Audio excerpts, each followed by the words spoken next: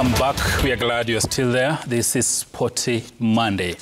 For a second time, Kenya is set to host the Africa Para-Volley Championship at the Kasarani Indoor Arena. Our sports reporter Stanley Mutinda visited the team and filed the following report. And of course, we'll be getting that story shortly. But Jacob, before we go into that package, how big this is for Kenya? This is just the second time we are hosting Para-Volley Championship. And of course, the finalists here will be punching tickets to the world event. We have been doing well in volleyball, especially ladies, the normal sport. But now we are talking about the para. And I think it's very important that we are going to be hosting this event. So that, of course, when we are hosting, there's more concentration in terms of preparations. Ordinarily, in Kenya, I always say that if you want to improve the status of any sport, try to host it. You are likely to see more support. I want to believe that it's going to be support as far as this one is concerned.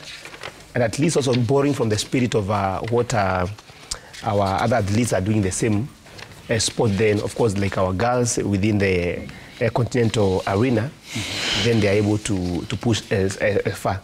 The idea is just making sure that, I always say, some of these teams, we don't want to be hearing about teams only when there's an international competition. Let there be something running all the time, so that at least you have a team that you are supposed to choose from without having much trouble.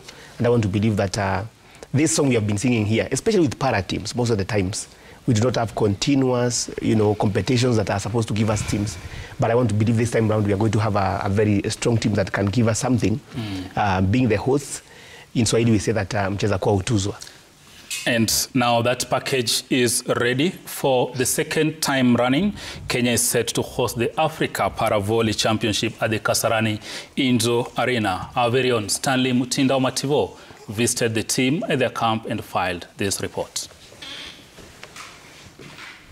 The Kasarani Indoor Arena has been home for the two national para-volley teams for close to 2 months since the trials to pick players for the upcoming championships were held in April at the Nyayo Gymnasium.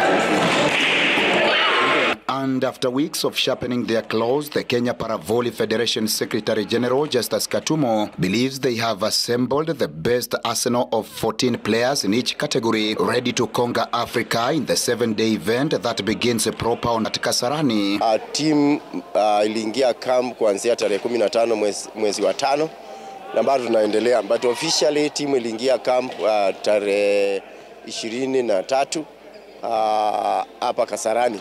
Kwamba tumeendelea vizuri. We started blending with the team, kuwaweka pamoja, walikuwa wametoka sehemu mbalimbali na so far wameblend vizuri. Tulikuwa tunaangalia areas ambao za weakness na mahali sana ambao tunaona kwamba tunaweza kupigwa na timu zingine. Katumo, a former Kenyan international, is however calling for increased support from the government, saying they face mobility challenges related to their disabilities and the nature of the sport during their preparations. Ile challenge sana tumekuwa nayo ni mambo na funding na kukosa wafadhili vizuri, na pesa ya serikali imechelewa kiasi, lakini we have been able to manage to put the team in camp na kuweka mipango iwe kambambe kwa nchini ya championship ambayo inakuja. Saa hii tuko tayari, tuko katika hali ya kuangojea kuanzia next week, na kwa hivyo timu yetu iko na high spirit, iko kwa camp, inacheza vizuri, tunafanya zoezi vizuri. But the women's side captain Sylvia Orero is already focused on getting one up on Rwanda, who stood between Kenya and the Paralympics dream in 2024. Rwanda is ranked 4th in the world and 1st in Africa, while Kenya is 2nd in the continent and 10th globally. Nigeria is the only other team in the women event that will be played in a round-robin format, with Kenya serving off against the West African opponents on Friday. Kulingana na venye tuliwatch game yao ya juzi wakiwa Olympics, ni beatable. We can beat them if we organize ourselves well. So tunawaalika wote wakuje watuchie ili tukue na morali ya kucheza, kwa sababu tuko kwa home ground. Mara kadhaa tukienda Rwanda wanakuwa na cheering squad kubwa, na hiyo ina motivate players. Fierce battle is, however, expected in the men's event that has attracted 7 teams, with Kenya landing in Pool A against Rwanda and Algeria. The other group has heavyweights Egypt, Morocco, Nigeria and South Africa. Kulingana na mikakati ambazo makoches wanaweka, tunajikaza kabisa kwa sababu kama pool yetu iko na teams mbili. Na tukitaka kupata chance kubwa ya kuenda World Championship, lazima tushinde game zetu zote mbili. Tuko na Algeria na Rwanda, ni timu pia ni ngumu, lakini kulingana na zile mazoezi tumefanya, tuko tayari na tuko na uhakika kwamba tutapata ticket kwa sababu tunataka tushinde game zetu mbili. The finalists will book the 2 tickets reserved for Africa in the World Para Volley Championships set for October this year in the United States of America.